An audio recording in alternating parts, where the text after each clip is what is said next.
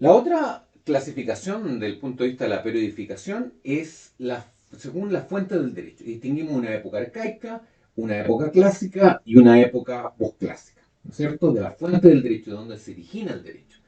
Dijimos que la época arcaica, clásica y posclásica, la delimitación del término y el comienzo de una u otra época son el nacimiento o la aplicación de determinados mecanismos de solución de conflictos. En la época arcaica, que va de la fundación de Roma al 130 a.C., el procedimiento de solución de conflictos se llamaba acciones de la ley. Todo esto lo vamos a desarrollar en los meses sucesivos. Acciones de la ley, que era un procedimiento oral, era un procedimiento que se basaba en seguir ciertos ritos, seguir ciertos símbolos para llegar y alcanzar la pretensión que uno perseguía en juicio.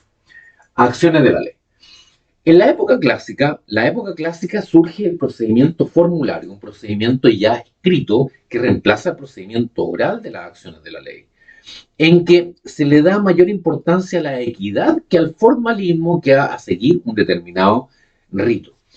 En la época clásica, que va del 130 a.C. hasta el 330 después, hasta el 230 después de Cristo, distinguimos una época clásica inicial, una época clásica alta y una época clásica tardía.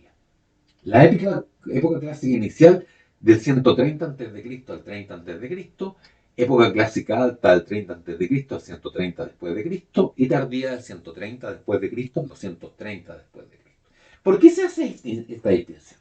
Porque en la época clásica inicial hay un rompimiento absolutamente con lo que fue la época arcaica, en el sentido que nace el estamento de juristas. Nace el estamento de juristas y los juristas, estos conocedores de la ciencia del derecho, empiezan a trabajar con la fuente y a crear derecho.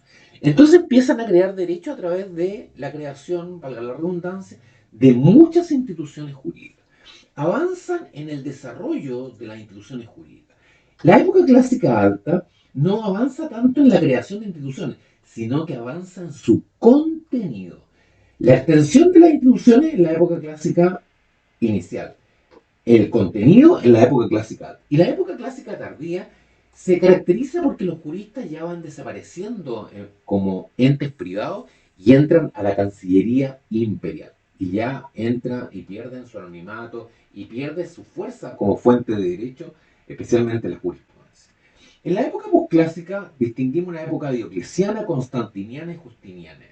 La época diocleciana del 230 al 330 después de Cristo, que se caracteriza por un gobierno absolutamente fuerte y la intención de empezar tímidamente a codificar todo lo que es la obra de los juristas clásicos. La época constantiniana fundamentalmente podríamos decir que se caracteriza por la inclusión, la incorporación del cristianismo a Roma, y finalmente la época justiniana es la época en que se recoge, en que se compila toda la obra de los juristas clásicos. ¿Para qué vemos estas distintas épocas de las fuentes del derecho?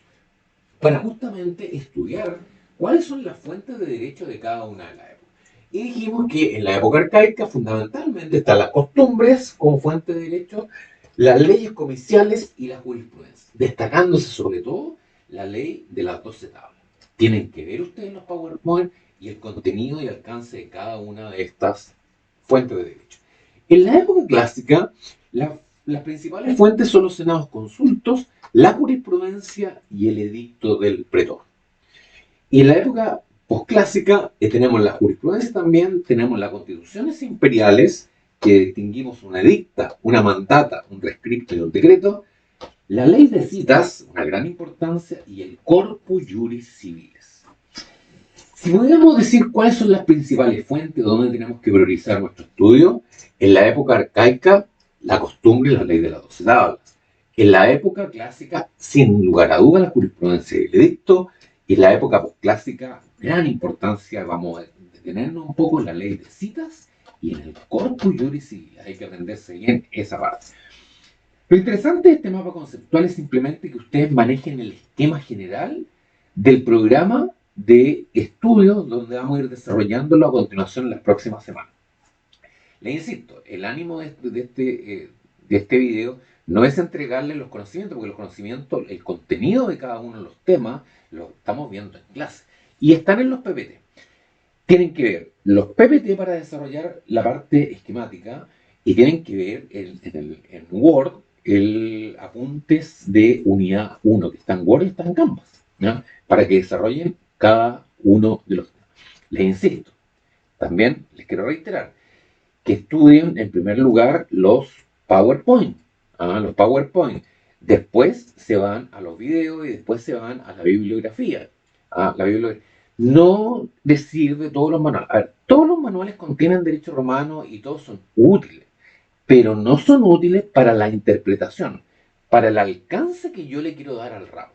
Por ejemplo, la periodificación está en el profesor Guzmán, la sigue el profesor Guzmán, pero no la sigue el profesor Petit, no la sigue el profesor Argüello, no la siguen otros manuales.